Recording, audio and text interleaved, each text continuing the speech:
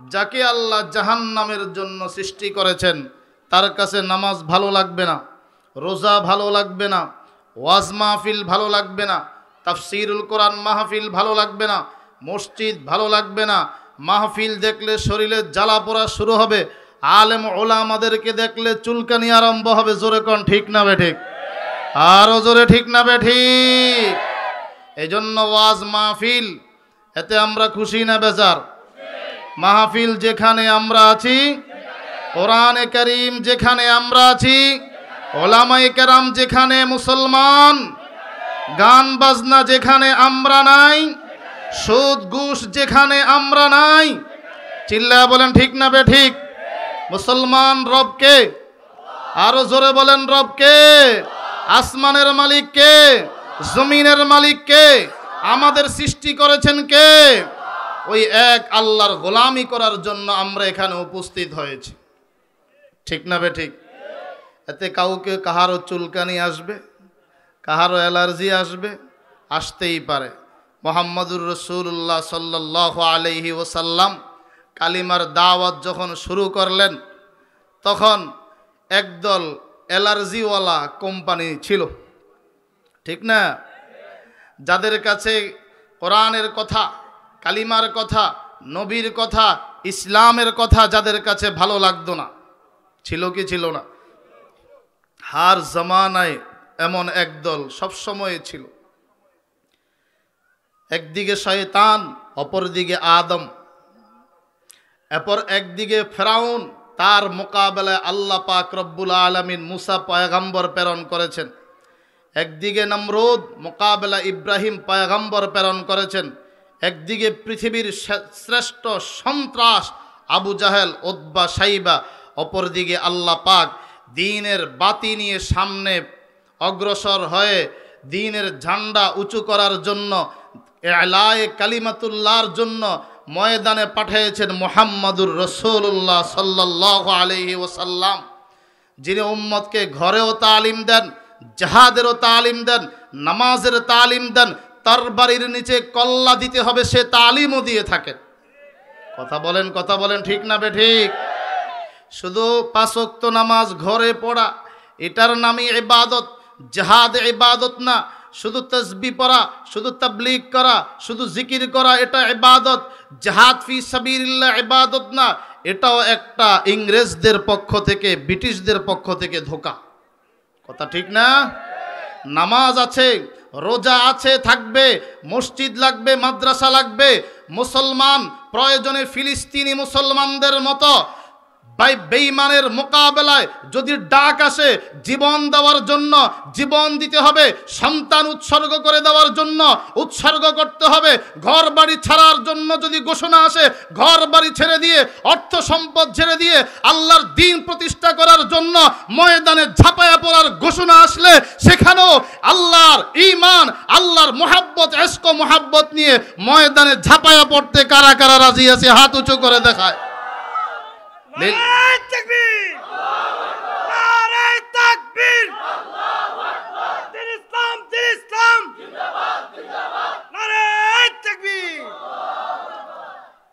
ইসলামের প্রত্যেকটা বিধানকে মুমিন মুসলমান শ্রদ্ধা করবে।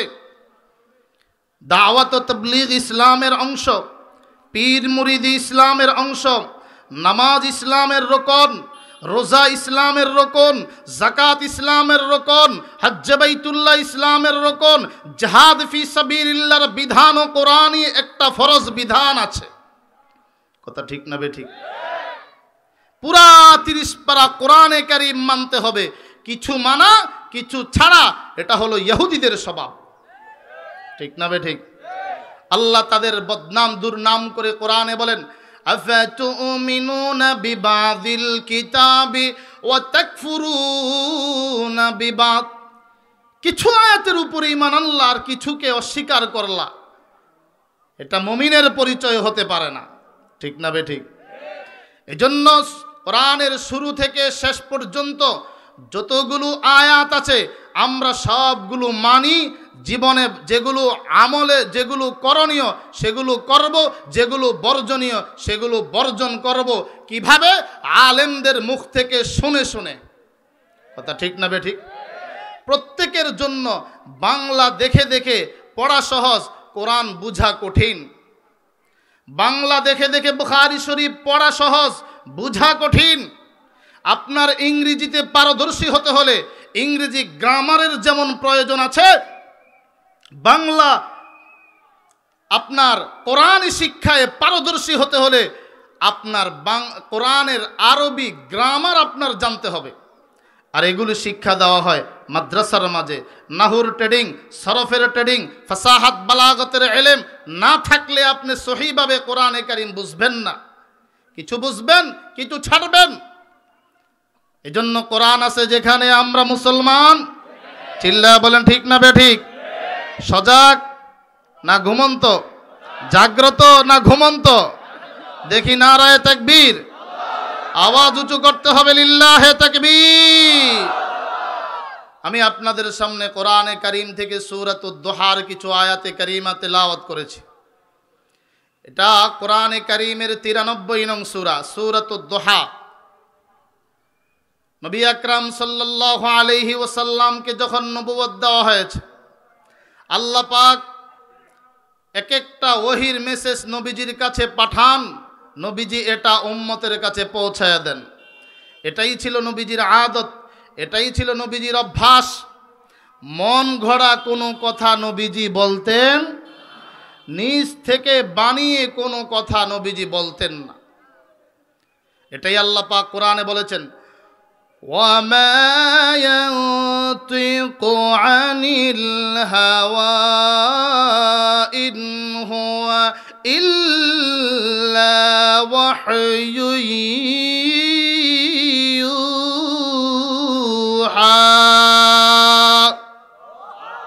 আরো জোরে বলেন আল্লাহু আকবার। মুহাম্মাদুর রাসূলুল্লাহ মন গড়া কোনো কথা বলেন না, উম্মতের কাছে ওই কথা শোনায়া দেন যেটা আল্লাহর পক্ষ থেকে আদেশ দেওয়া হয়, ওইটাই উম্মতের কাছে পৌঁছায়া দেন। এক একটা ওহীর মেসেজ আসে, উম্মতের কাছে পৌঁছায়া দেন। আল্লাহ পাক রব্বুল আলামিন তাফসীরে রুহুল মাআনিতে লেখেন, এই সূরাতুদ দুহা নাজিলের প্রেক্ষাপট তাফসীরে রুহুল মাআনিতে লেখেন, আল্লাহ পাক রব্বুল আলামিন বিশেষ হিকমতে কিছুদিনের জন্য ওহী নাজিল বন্ধ করে দিলেন। বিশেষ হিকমতে ওহী নাজিল হয় না। আল্লাহর নবী পেরেশান, মালিক আমার উপরে বেজার হয়ে গেলেন। আল্লাহ কি আমার উপরে বেজার হয়ে গেলেন? জিব্রাইল কেন আসে না? ওহী কেন অবতীর্ণ হয় না? ওদিকে কাফেররা টের পেয়ে গেল মুহাম্মদ মাঝে মাঝে আমাদেরকে কিছু নতুন নতুন কথা শোনায়, এখন দেখি কিছুই বলে না। খবর নিয়ে দেখলো ওহী নাজিল বন্ধ। ডাক দিয়ে বলতেছেন, ঠাট্টা বিদ্রুপ করে নবীজিকে কষ্ট দেওয়ার জন্য তারা স্লোগান দিচ্ছে, ইন্না রাব্বাহু ওয়াদ্দাহু ওয়া ক্বালাহু।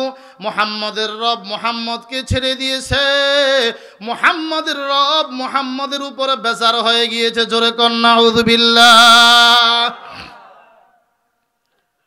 তাফসীরে মারিফুল কোরআন লিখেন আল্লামা ইদ্রিস কান্দলবী রহমতুল্লাহ আলাইহি লিখেন, আবু লাহাবের বিবি উম্মে জামিল নবীজির এই খবর শুনে নবীজিকে ঠাট্টা করে বলতেছে, উপহাস করে বলছে, মুহাম্মদ তোমার কাছে যে একজন শয়তান আসতো, ওই শয়তান তোমাকে ছেড়ে দিয়েছে। নাউযুবিল্লাহ। জিব্রাইল আলাইহিস সালামকে লক্ষ্য করে বলে শয়তান। জোরে কর না নাউযুবিল্লাহ। এমন সময় আল্লাহ পাক রব্বুল আলামিন এই সূরাতুদ দুহা নাজিল করে নবীজিকে সান্ত্বনা দিলেন। বিশ্ব নবী খুশি হয়ে গেলেন। সুবহানাল্লাহ। ঘুমাইতেছেন মনে হয় আপনারা, একটু আওয়াজ দেন, জোরে কোন সুবহানাল্লাহ। আল্লাহ বলেন, ওয়াদ-দুহা ওয়াল-লাইলি ইযা সাজা।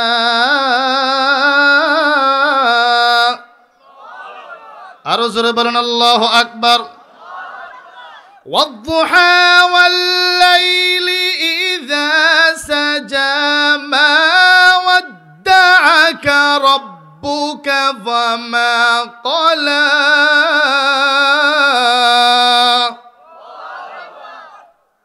আপনাদের আওয়াজ পছন্দের বা কাঙ্ক্ষিত আওয়াজ হচ্ছে না, উত্তরবঙ্গের আওয়াজগুলো আসতেছে। নোয়াখালীর মানুষ তো ইসলামের দুশ্মনদেরকে পিটাই অভ্যস্ত, তাও বুঝে না। কথা ঠিক না বেঠিক? নোয়াখালীর মানুষ তো ইসলামের দুশ্মনদেরকে পিটাই অভ্যস্ত। অলির দেশ, নোয়াখালীর দেশ। কথা ঠিক না বেঠিক? উত্তরবঙ্গে গিয়ে খবর নেন, নোয়াখালীর মানুষ গিয়ে সেখানে তাদেরকে কোরআন শিখিয়েছে। ঢাকাতেও বিভিন্ন এলাকায় যখন প্রোগ্রামে যাই, বলে হুজুর নোয়াখালীর মানুষ আমাদেরকে এসে মক্তবে মসজিদে কোরআনে কারিম শিক্ষা দিয়েছে। আলেম ওলামাদের দেশ নোয়াখালী, ওলিয়া উলিয়াদের দেশ নোয়াখালী, মুফাসসিরে কোরআনদের দেশ নোয়াখালী। চিল্লা বলে ঠিক না বেঠিক? ওই নোয়াখালীর মানুষের আওয়াজ উঁচু হবে, ঠিক না বেঠিক? আল্লাহু আকবার। যদি কণ্ঠে তোমার বেজে না ওঠে আল্লাহু আকবার, যদি কণ্ঠে তোমার বেজে না ওঠে আল্লাহু আকবার, তবে মুসলিম বলে দাবি করাটা কি এমন দরকার? ঠিক না বেঠিক? যদি কণ্ঠে তোমার বেজে না ওঠে আল্লাহু আকবার, যদি কণ্ঠে তোমার বেজে না ওঠে আল্লাহু আকবার, তবে মুসলিম বলে দাবি করাটা কি এমন দরকার? লিল্লাহে তাকবীর, নারায়ে তাকবীর।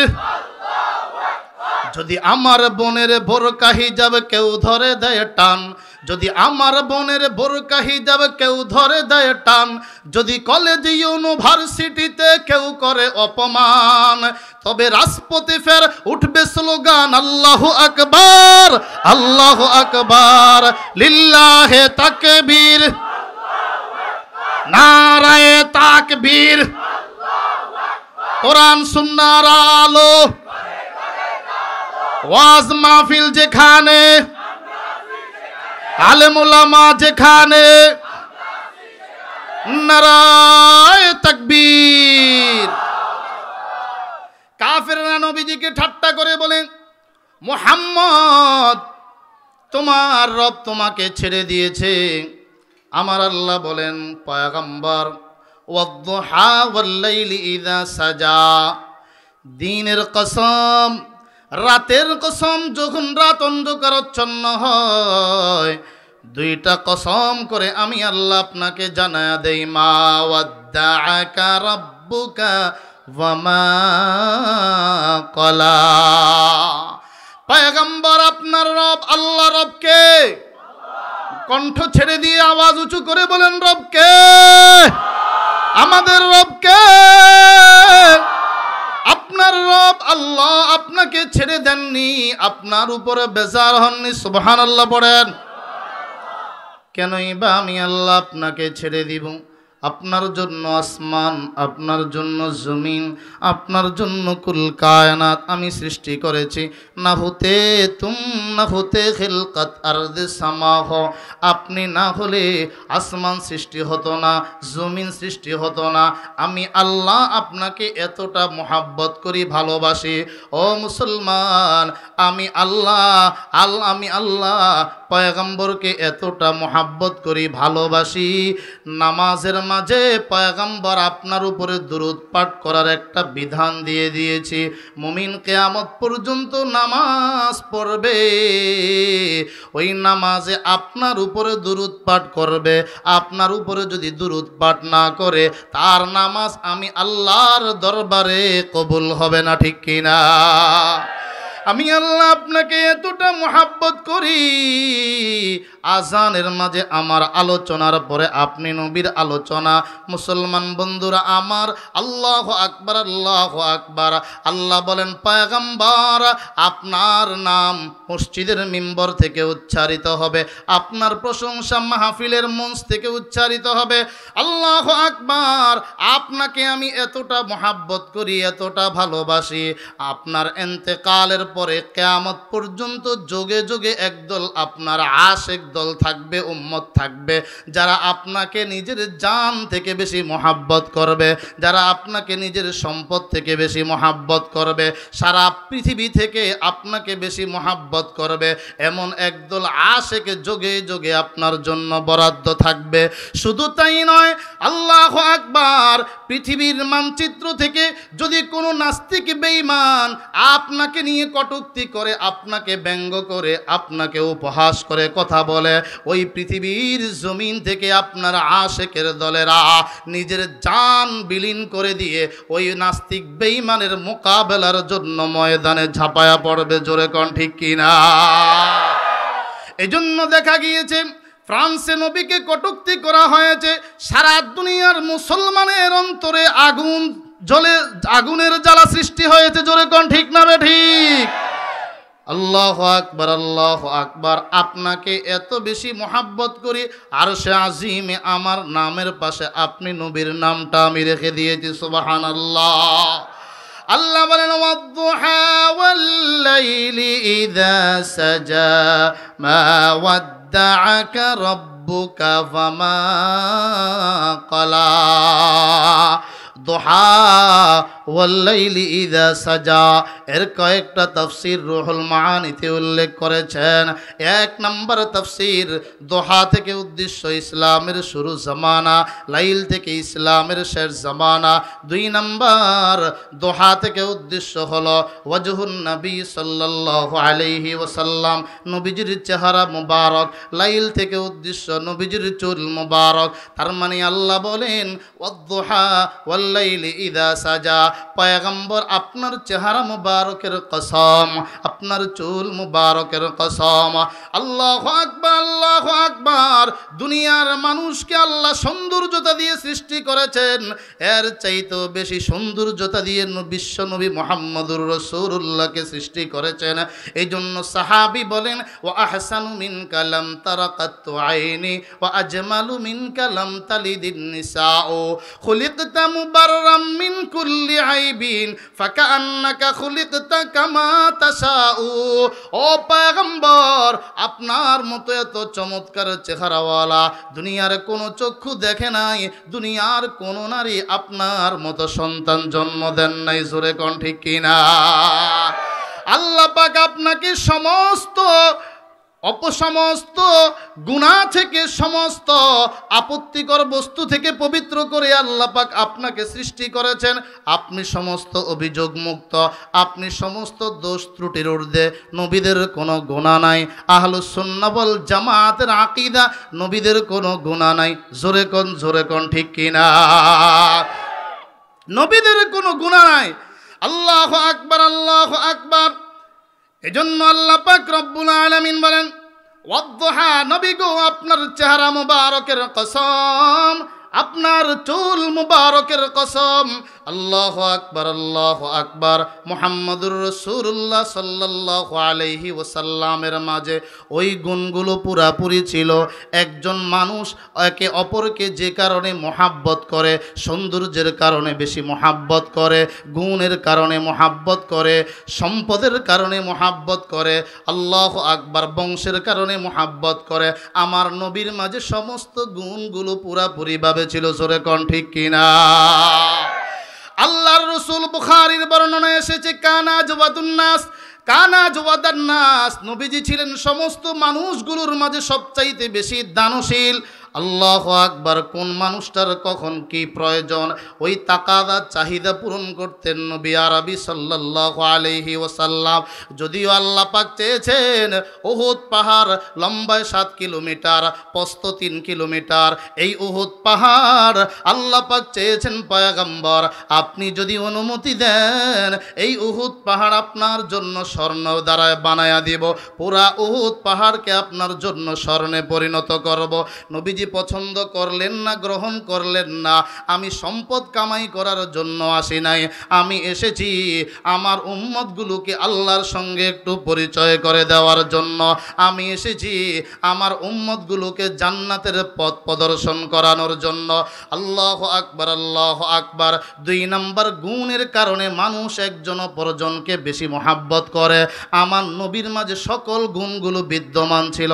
এই জন্য আল্লাহ পাক নবীজির চারিত্রিক সার্টিফিকেট দিয়েছেন কোরআনে কারিমে।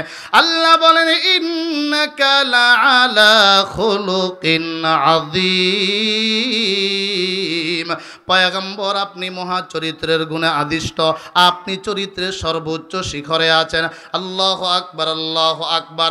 সৌন্দর্যের জগতেও আমার নবী সবার চাইতে সেরা ছিলেন। বংশের দিক থেকেও আমার নবী সবার চাইতে উঁচু বংশে ছিলেন। মক্কার মাঝে সবচাইতে দামি বংশ ছিল কোরাইশ। নবীজিও কোরাইশ বংশের মধ্য থেকে ছিলেন। আল্লাহু আকবার, আল্লাহু আকবার। আল্লাহ পাক রব্বুল আলামিন নবীজির উপরে নাজিলকৃত কোরআনটাকে যেমন হেফাজত করেছেন, নবীজির বংশটাকেও নবীর উম্মতদের মাধ্যমে হেফাজত করেছেন, ঠিক কিনা?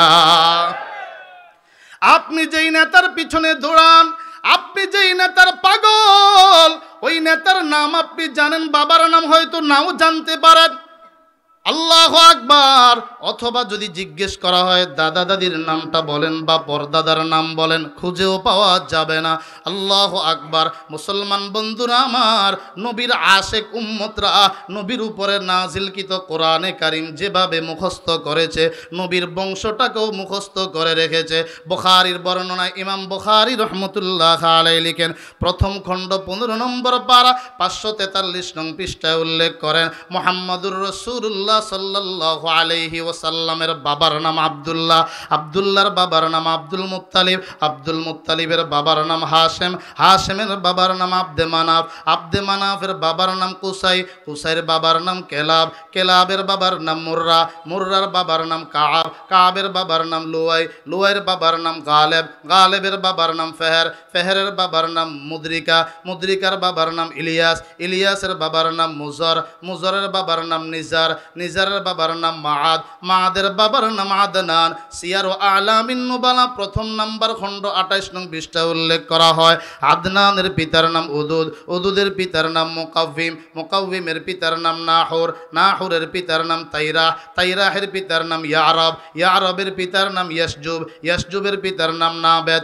নাবেতের পিতার নাম হযরত ইসমাঈল আলাইহিস সালাম, ইসমাঈল আলাইহিস সালামের পিতার নাম হযরত ইব্রাহিম আলাইহিস সালাম। কসসুল কোরআন প্রথম নম্বর খণ্ড 155 নং পৃষ্ঠা উল্লেখ করা হয়, ইব্রাহিম আলাইহিস সালামের পিতার নাম আজর, আজরের পিতার নাম নাজুর, নাজুরের পিতার নাম সরুজ, সরুজের পিতার নাম আবের, আবেলের পিতার নাম ফালেজ, ফালেজের পিতার নাম সালেহ, সালেহের পিতার নাম আরফাকসাদ, আরফাকসাদের পিতার নাম সাম, সামের পিতার নাম হযরতে নূহ আলাইহিস সালাম, নূহ আলাইহিস সালামের পিতার নাম লামেক, লামেকের পিতার নাম মতুসালেহ, মতুসালেহের পিতার নাম ওখনুক, ওখনুকের পিতার নাম ইয়ারুদ, ইয়ারুদের পিতার নাম মাহলাইল, মাহলাইলের পিতার নাম কাইনান, কাইনানের পিতার নাম আনুস, আনুসের পিতার নাম শীস, শীস আলাইহিস সালামের পিতার নাম হযরতে আদম আলাইহিস সালাম। জোরে বলেন আল্লাহু আকবার। আর জোরে মুহাব্বতে পড়ুন আল্লাহু আকবার।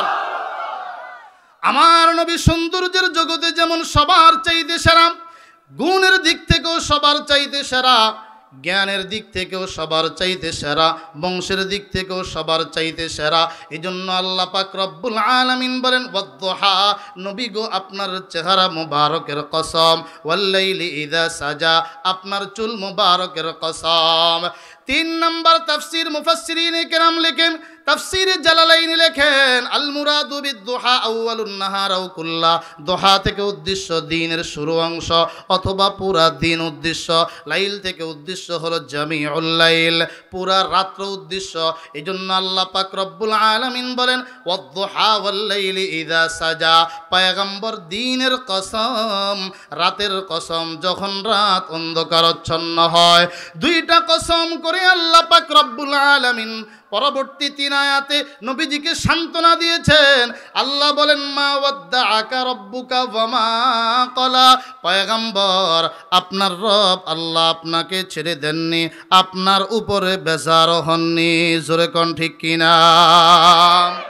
আপনার রব আল্লাহ আপনাকে ছেড়ে দেননি, আপনার উপরে বেজার হননি। আল্লাহু আকবার, আল্লাহু আকবার।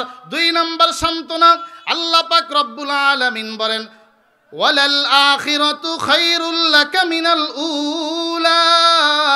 পয়গম্বর, আপনার জন্য এই দুনিয়ার জিন্দেগি থেকে আখিরাতের জিন্দেগিটা ভালো, আপনার জন্য দুনিয়ার জিন্দেগি থেকে আখিরাতের জিন্দেগিটা ভালো। দুনিয়ার জিন্দেগিতে তারা আপনাকে ঠাট্টা বিদ্রুপ করে, তারা আপনাকে কষ্ট দিচ্ছে।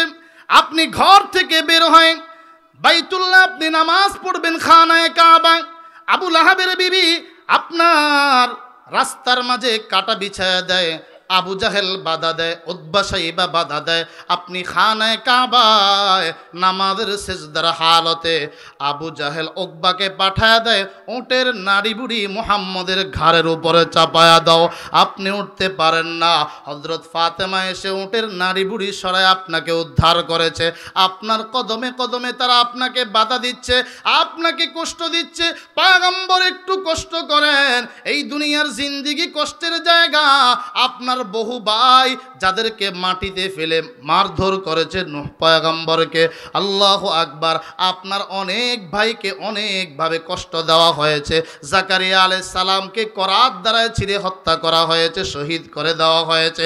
এইভাবে আপনিও একটু সাময়িক সময়ের জন্য কষ্ট করেন। আল্লাহ বলেন, ওয়ালাল আখিরাতু খায়রুল লাকা মিনাল উলা। পয়গম্বর, আপনার জন্য এই দুনিয়ার জিন্দেগি থেকে আখিরাতের জিন্দেগিটা ভালো। এই আয়াতের 2 নম্বর তাফসীর মুফাসসিরিনে কেরাম লেখেন, পয়গম্বর আপনার নবুয়তের 23 বছর জিন্দেগির শুরু জামানা থেকে শেষের জামানা ভালো। আপনার নবুয়তের 23 বছর জিন্দেগির শুরু জামানা থেকে শেষের জামানা ভালো। আপনি একাই কালিমার দাওয়াত শুরু করেছেন, আবু বকর মুসলমান হলেন, হযরতে খাদিজা মুসলমান হলেন, আল্লাহু আকবার। হযরতে আলী কাররামাল্লাহু ওয়াজহু ইসলাম কবুল করলেন, সাদ বিন আবি ওয়াক্কাস ইসলাম কবুল করেছেন, হযরতে তালহা, হযরতে জুবাইর ইসলাম কবুল করেছেন। মুসলমানদের সংখ্যা দিন দিন বাড়তেই ছিল, বাড়তেই ছিল। আল্লাহু আকবার, আল্লাহু আকবার। আপনার জিন্দেগির শুরু জামানা থেকে শেষের জামানাটা ভালো। 3 নম্বর সান্ত্বনা আল্লাহ পাক রব্বুল আলামিন বলেন, ওয়ালাসাউফা ইউতিকা রাব্বুকা ফাতারদা।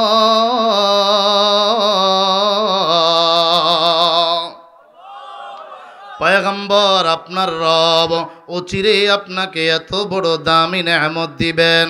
রবের দেওয়া নেয়ামত পেয়ে আপনি নবী খুশি হয়ে যাবেন। অচিরে আল্লাহ পাক আপনাকে আল্লাহ আপনাকে বদর, উহুদ, খন্দক, খাইবরের বিজয় দান করবেন। অচিরে আল্লাহ পাক তবুকের বিজয় দান করবেন, হুনাইনের বিজয় দান করবেন। অচিরে আল্লাহ পাক রব্বুল আলামিন আপনাকে মক্কা বিজয় দান করবেন। আপনি দেখবেন ইয়াদখুলুনা ফি দীনিল্লাহি আফওয়াজা, মানুষগুলো দলে দলে কাতারে কাতারে ইসলামের ছায়াতলে প্রবেশ করতেছে।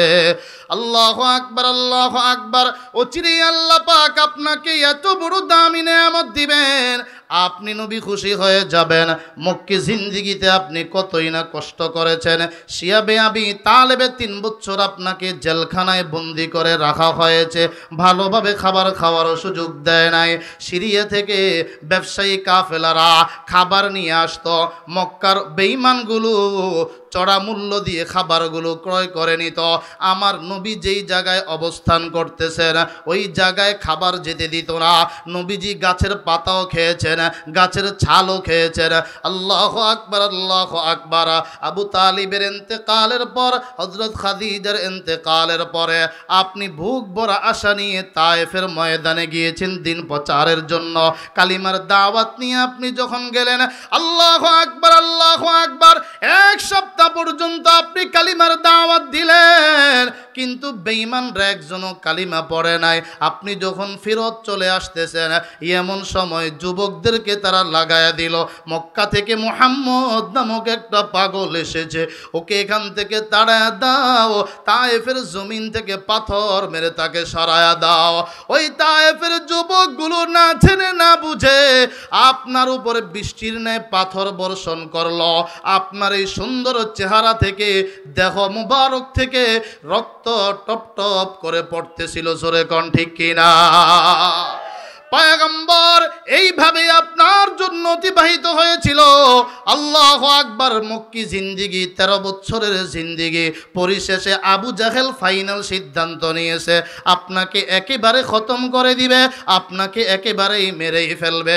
আমি আল্লাহ আপনাকে হিজরতের অর্ডার দিয়েছি, আপনি হিজরত করেছেন, মক্কার মানুষ আপনার সাথে দুর্ব্যবহার করেছে।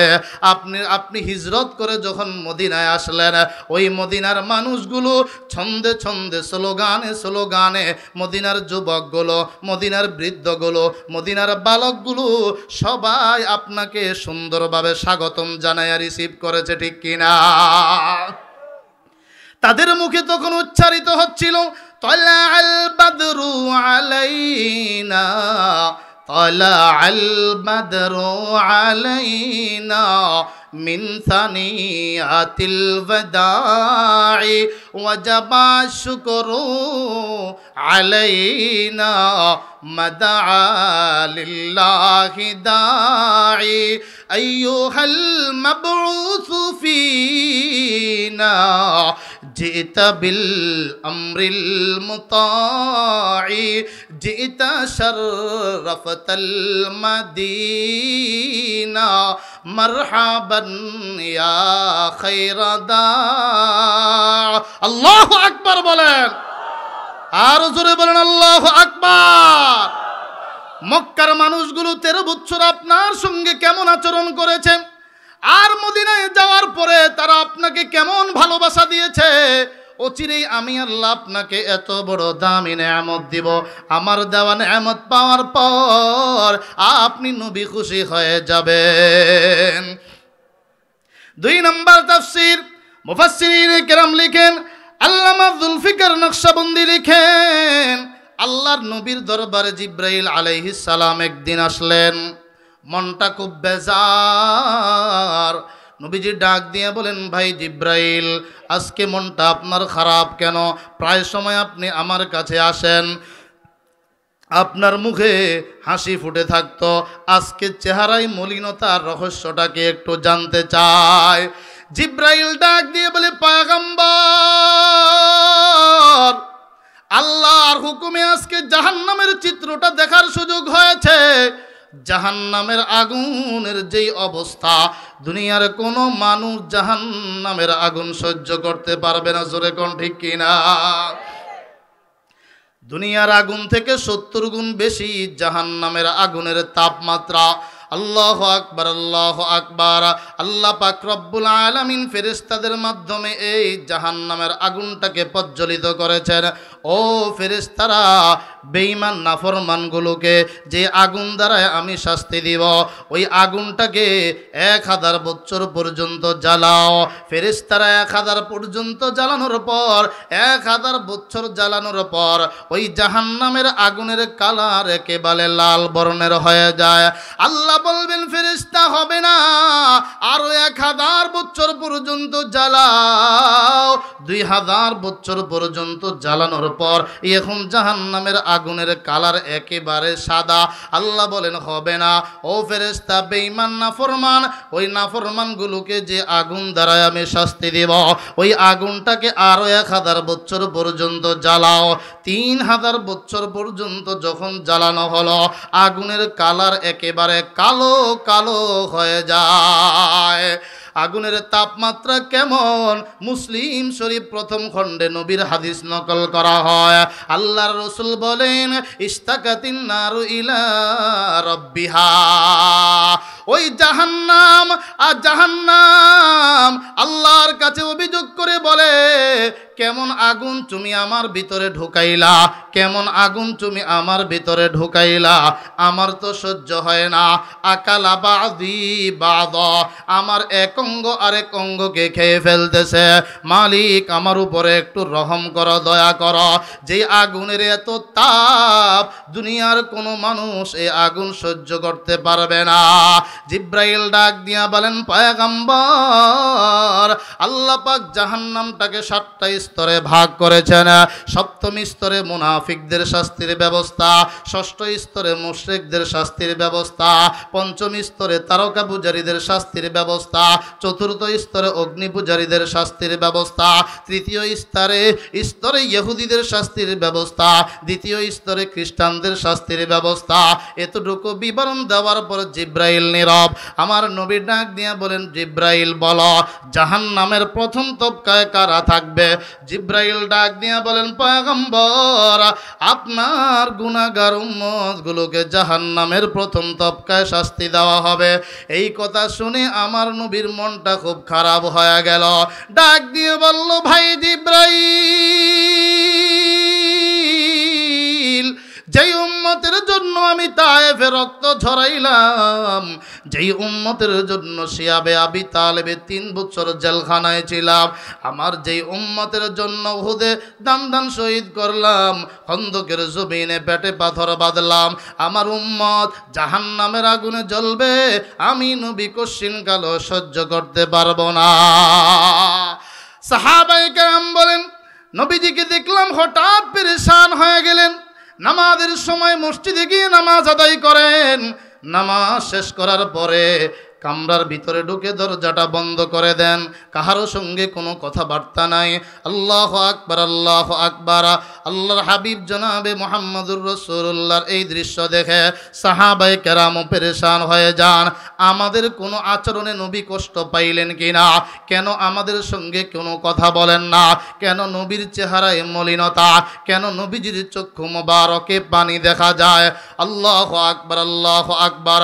পরামর্শ করে আবু বকর সিদ্দিক রাদিয়াল্লাহু তাআলা আনহুকে পাঠান, ও আবু বকর, একটু কষ্ট করে আপনি যান, পয়গম্বরের কাছ থেকে একটু খবর নিয়ে আসেন। হযরত আবু বকর নবীজির দরজার সামনে দাঁড়ায়া সালাম দিলেন, ও পয়গম্বর, আসসালামু আলাইকা ইয়া রাসূলুল্লাহ। ঘরের সামনে দাঁড়ায়া 3 বার সালাম দিলেন, ভিতর থেকে কোনো জবাব আসে না। সাহাবায়ে কেরাম হযরত ওমরকে পাঠান, হযরত সালমান ফারসিকে পাঠান, তারাও গিয়ে 3 বার সালাম দেয়, ভিতর থেকে কোনো আওয়াজ আসে না। হযরত আলীকে পাঠাইতে চান, হযরতে আলী কাররামাল্লাহু ওয়াজহু কৌশল অবলম্বন করে হযরত ফাতেমাকে পাঠায়, ও ফাতেমা, যাও যাও আব্বাজানের একটু খবর নিয়ে আসো। 3 দিন হয়ে গেল, কাহারো সঙ্গে কোনো কথাবার্তা নাই, চেহারায় মলিনতা, অস্থিরতা, 2 চোখে পানি টপ টপ করে পড়তেছে। কারণটা কি, রহস্যটা কি, একটু খবর নিয়ে আসো। হযরতে ফাতেমা রাদিয়াল্লাহু তাআলা আনহা যেই মাত্র গিয়া দরজার সামনে দাঁড়ায়া নবীজিকে লক্ষ্য করে সালাম দিলেন, আসসালামু আলাইকা ইয়া আবি। বলতে দেরি নবীজি সালামের উত্তর দিয়ে দরজা খুলতে দেরি করেন নাই। সুবহানাল্লাহ।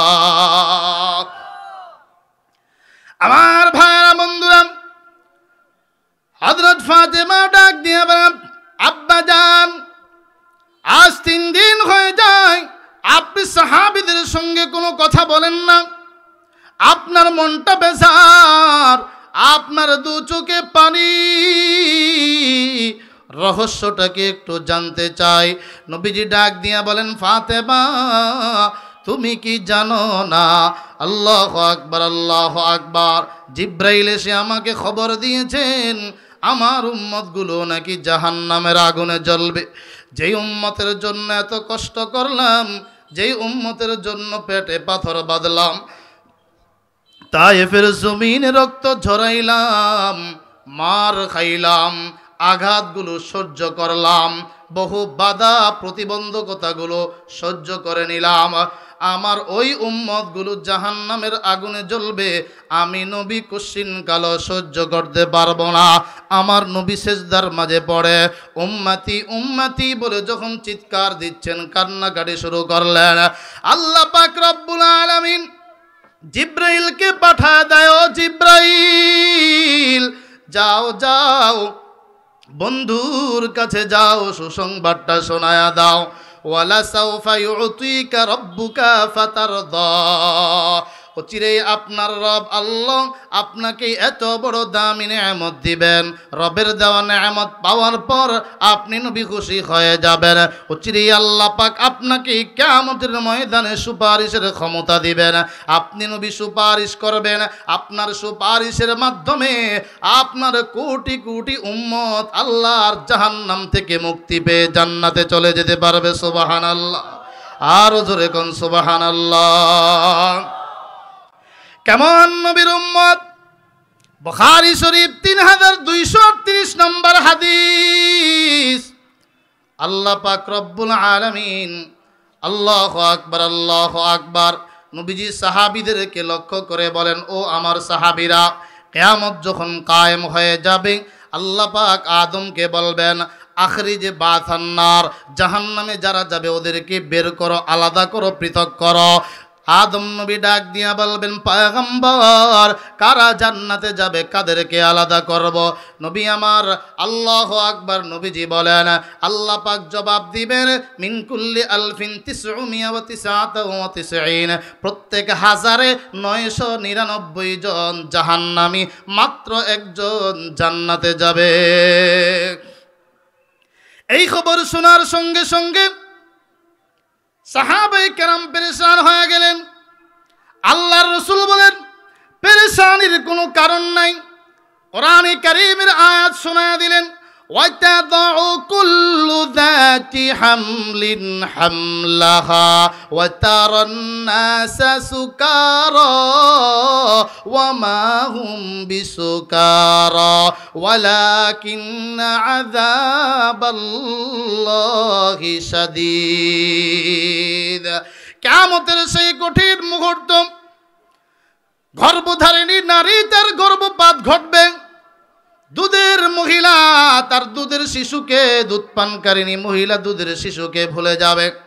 মানুষগুলোকে দেখবে মাতাল মাতাল অবস্থায়, আসলে কেউ মাতাল নয়, সবাই সুস্থ। আল্লাহ বলেন, কারণ কি, রহস্যটা কি?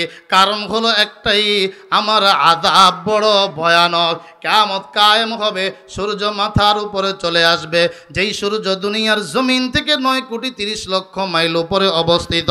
কিয়ামতের ময়দানে আধা হাত মাথার উপরে চলে আসবে সূর্য, জমিনটা তামা তামা হয়ে যাবে।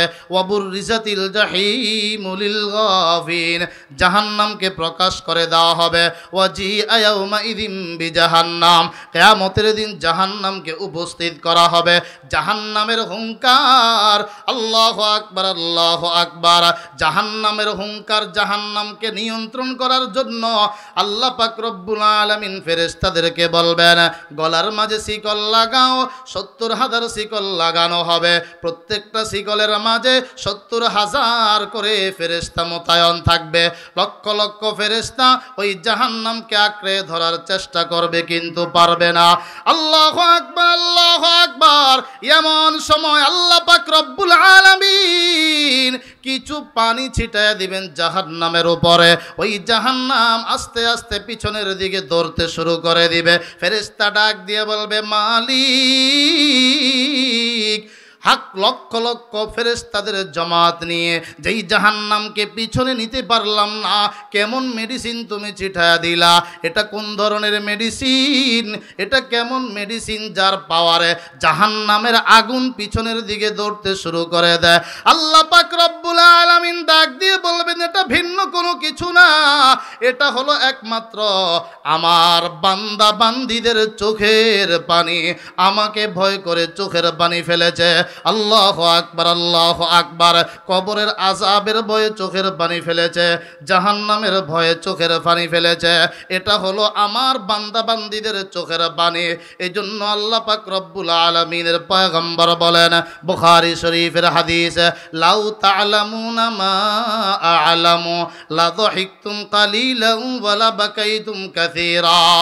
আমার উম্মত, আমি যাহা জানি তোমরা যদি তা জানতে, আমি জান্নাত দেখেছি, আমি জাহান্নাম দেখেছি, নামাজ না পড়লে কি শাস্তি আমাকে দেখানো হয়েছে, সুদ খাওয়ার কি শাস্তি আমাকে দেখানো হয়েছে, জেনা বেবিচারের কি শাস্তি আমাকে দেখানো হয়েছে। লাউ তা'লামুনা মা আ'লামু লা যাহিকতুম কালিলান ওয়া লা বাকাইতুম কাসীরা। আমার উম্মত, আমি যা জানি তোমরা যদি তা জানতে, কম কম হাসতে, বেশি বেশি কান্নাকাটি করতে। আল্লাহর রাসূল আর এক হাদিসে বলেন, আইনানি লা তামাসসুহুমান নার, আইনুন বাকাত মিন খাসিয়াতিল্লাহ ওয়া আইনুন বাতাত তাহরুসু ফি সাবিলিল্লাহ। দুইটা চক্ষু জাহান্নামের আগুন স্পর্শ করতে পারবে না। এক হলো ওই চক্ষু যেই চোখ আল্লাহর ভয়ে কান্নাকাটি করেছে, আল্লাহকে ভয় করে যেই চোখ দিয়ে পানি টপ টপ করে পড়েছে, ওই চোখওয়ালা মানুষগুলোকে জাহান্নামের আগুন স্পর্শ করতে পারবে না। দুই নাম্বার, যেই চোখ জাগ্রত থেকে আল্লাহর মুজাহিদদেরকে পাহারা দিয়েছে। আল্লাহু আকবার, আল্লাহু আকবার। এজন্য মাঝে মাঝে কিছু সময় কবরের ধ্যান করতে হবে, মৃত্যুর মুরাকাবা করতে হবে, চোখের পানি ছেড়ে আল্লাহর দরবারে কান্নাকাটি করতে হবে। আল্লাহু আকবার, আল্লাহু আকবার। বলতে চেয়েছিলাম কিয়ামতের ময়দানে, আল্লাহু আকবার, জিবরাইল আলাইহিস সালাম যখন নবীজিকে গুনাহগার উম্মতের জাহান্নামের খবর দিয়া দিলেন, আমার নবী সেজদার মাঝে পড়ে গেলেন। কিছুক্ষণ পরে যখন সুসংবাদ আসলো, ওয়ালা সাউফা ইউতিকা রাব্বুকা ফাতারদা, পয়গম্বর অচিরেই আল্লাহ পাক আপনাকে এত বড় দামি নেয়ামত দিবেন, সুপারিশের নেয়ামত দিবেন। আপনি সুপারিশ করে করে আপনার উম্মতগুলোকে জাহান্নাম থেকে মুক্তির ব্যবস্থা করতে পারবেন। পয়গম্বর সেজদা থেকে মাথা উঠায় ডাক দিয়ে বলে, ফাতেমা, আমার আল্লাহ বলেছেন কিয়ামতের ময়দানে উম্মতের ব্যাপারে আমাকে খুশি করে দিবেন। ও ফাতেমা, শুনে রাখো, আমার আল্লাহ বলেছেন আমাকে খুশি করে দিবেন। তাফসিরে জালালাইনে এই আয়াতের তাফসিরে লেখেন, আমার নবী আয়াত নাজিল হওয়ার পরে পাল্টা জবাব দিলেন, ইযান লা আরদা ওয়া ওয়াহিদুম মিন উম্মতি ফিন্নার। ও আমার সাহাবীরা, আমি নবী কোশ্চিন কালো সন্তুষ্ট হব না। একজন উম্মত যদি জাহান্নামের আগুনে থাকে, আমি নবী কোশ্চিন কালো সন্তুষ্ট হব না। আল্লাহ পাক রব্বুল আলামিন 6 নম্বর আয়াতে কারীমায় বলেন, আলাম ইয়াজিদকা ইয়াতীমান ফাআওয়া। এখান থেকে 3 আয়াতে আল্লাহ পাক রব্বুল আলামিন নবীজির উপরে নাজিলকৃত 3টা নেয়ামতের বিবরণ দিলেন। 1 নম্বর আল্লাহ বলেন, আলাম ইয়াজিদকা ইয়াতীমান ফাআওয়া। আল্লাহ কি আপনাকে ইয়েতিম অবস্থায় পান নাই? আল্লাহ আপনাকে ইয়েতিম অবস্থায় পেয়েছেন। আল্লাহ আপনাকে ইয়েতিম অবস্থায় পেয়ে আল্লাহ পাক রব্বুল আলামিন আপনাকে আশ্রয় দান করেছেন। আপনি নবী ইয়েতিম। তাফসীরে রুহুল মাআনিতে লেখেন, নবীজি যখন মা আমেনার গর্ভে বাবা আব্দুল্লাহর ইন্তেকাল হয়ে যায়, নবীজি দুনিয়ায় আগমন করলেন। নবীজির বয়স যখন 6 বছর, মা আমেনার ইন্তেকাল হয়ে যায়। নবীজির বয়স যখন 8 বছর, দাদা আব্দুল মুত্তালিবের ইন্তেকাল হয়ে যায়। আল্লাহ পাক ওই কথার দিকে ইঙ্গিত করতেছেন, আলাম ইয়াজিদকা ইয়াতীমান ফাআওয়া। এজন্য আল্লাহ পাক রব্বুল আলামিনের পয়গম্বর ইয়েতিমদেরকে বেশি মোহাব্বত করতেন। ইয়েতিম একজন সাহাবীর ঘটনা আপনাদেরকে শোনাই। নাম ছিল আব্দুল্লাহ জুলবিজাদাইন। ছোটবেলায় বাবার ইন্তেকাল হয়ে যায়। বাবার ইন্তেকালের পর আব্দুল্লাহর চাচা আব্দুল্লাহর মাকে বিয়ে করে ঘরের মাঝে লালন পালন করে, আব্দুল্লাহর দেখাশোনা করে। আল্লাহু আকবার। আব্দুল্লাহ আস্তে আস্তে বড় হলো। কিছুদিন পরে বন্ধুদের সঙ্গে হাঁটতে হাঁটতে মদিনায় চলে যায়। মদিনায় যাওয়ার পর নবীজির সঙ্গে যখন সাক্ষাৎ হয়ে যায়, নবী নবীজি তাকে কালিমার দাওয়াত দিলেন, ইসলামের দাওয়াত দিলেন। তার ভাগ্যটা ভালো, আব্দুল্লাহ নবীজির হাতে হাত রেখে কালিমা পড়ে মুসলমান হয়ে যায়। সুবহানাল্লাহ, আল্লাহু আকবার, আল্লাহু আকবার। এই খবর যখন চাচা শুনল, ডাক দিয়ে বলতেছে, ভাতিজা আমার ঘরে খাও, আমার ঘরে থাকো, আমি তোমার ভরণ পোষণের ব্যবস্থা করি। ইসলাম কবুল করবে, আমার সঙ্গে একটু পরামর্শের প্রয়োজন মনে করলা না? এখনো সময় আছে, ইসলাম ছাড়ো, না হয় আমার ঘর থেকে তোমাকে বের করে দিব। ভাতিজা ডাক দিয়া বলে, চাচা, ও চাচা, আল্লাহু আকবার, আল্লাহু আকবার। আপনি আমাকে মারতে পারেন, আপনি আমাকে ঘর থেকে বের করে দিতে পারেন, আমি আমার জীবন আপনার কাছে সুপর্দ করে দিতে পারি, কিন্তু আমার ঈমান আমি আপনার কাছে সুপর্দ করতে পারবো না। আব্দুল্লাহর চাচা আব্দুল্লাহকে মারতে মারতে ঘর থেকে বের করে দেয়। আব্দুল্লাহ যখন চলে যায়, ডাক দিয়ে বলে, ও ভাতিজা, তোমার পরনে যেই কাপড়গুলো, এগুলো আমার টাকার কিনা। জামা গেঞ্জি খুলে রেখে দিল, লুঙ্গি সহ খুলে রেখে দিল। পিছন থেকে মা ডাক দিয়ে বলে, ভাতি, ও সন্তান, উলঙ্গ অবস্থায় কোথায় যাইবা? তোমার চাচার সামনে আমার কোনো কথা বলার ক্ষমতা নাই। আল্লাহু আকবার, আল্লাহু আকবার। মুসলমান বন্ধুরা আমার, মা পিছন থেকে চাদরটা নিক্ষেপ করে দেয়। আব্দুল্লাহ এই চাদরটাকে দুই টুকরা করে, এক টুকরা দ্বারায় 17টা ঢাকলেন, আরেক টুকরা দ্বারায় পিঠটা ঢেকে নিলেন। এই জন্য তাকে বলা হয় দুই চাদরওয়ালা আব্দুল্লাহ। আল্লাহু আকবার, আল্লাহু আকবার। নবীর দরবারে চলে গেলেন, আল্লাহর রসুল তার কান্না দেখলেন, সান্ত্বনা দিলেন, আমি নবী ইতিম, তুমি আব্দুল্লাহ ইতিম। ইতিমদের দরদ ব্যথা যদি আমি না বুঝি, আল্লাহু আকবার, দুনিয়ার জমিনে আর কেউ বুঝবে না। আজ থেকে আমি তোমার বাবা হিসেবে জিম্মাদারি পালন করব। আসহাবে সুফফা নামক মাদ্রাসায় থাকো, এই এতিমখানায় থাকো, তোমার ভরণ পোষণের জিম্মাদারি আমার। মদিনার মাঝে নবীজি আসহাবে সুফফা নামক মাদ্রাসা কায়েম করলেন, এতিমখানা কায়েম করলেন।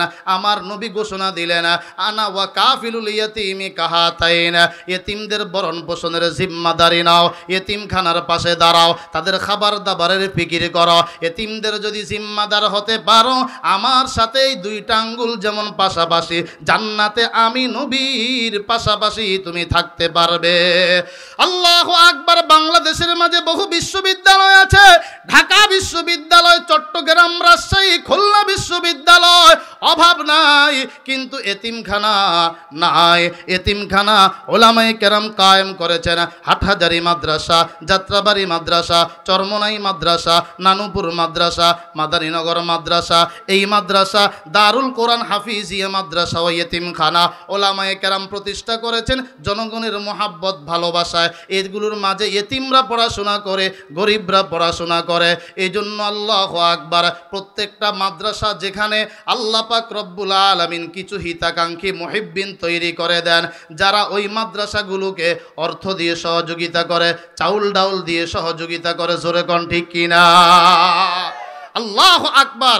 নবীজি বলেন, ইতিমদের জিম্মাদারি গ্রহণ করো, তাদের কি লাগবে ব্যবস্থাপনা করো। এই মাদ্রাসা এতিমখানা দারুল কোরআন হাফিজিয়া মাদ্রাসা অসংখ্য ছাত্র ফ্রি খায়, অল্প টাকায়, 200 টাকা, 300 টাকা, 500 টাকা, কিছুই চলে না, আপনাদের দান অনুদানেই চলে। এই জন্য আপনি আপনার আল্লাহর দেওয়া রিজিক থেকে সামান্য কিছু রিজিক, আল্লাহু আকবার, এই কোরআন, এই মাদ্রাসার জন্য, যেখানে কোরআন শিক্ষা দেওয়া হয়, রাসূলুল্লাহর ঘরের জন্য একটু ওয়াকফ করে দেন, যতটুকু আপনার সামর্থ্য আছে। রাজি আছি তো ইনশাআল্লাহ? জোরে বলেন না, রাজি আছি তো ইনশাআল্লাহ? এই জন্য যার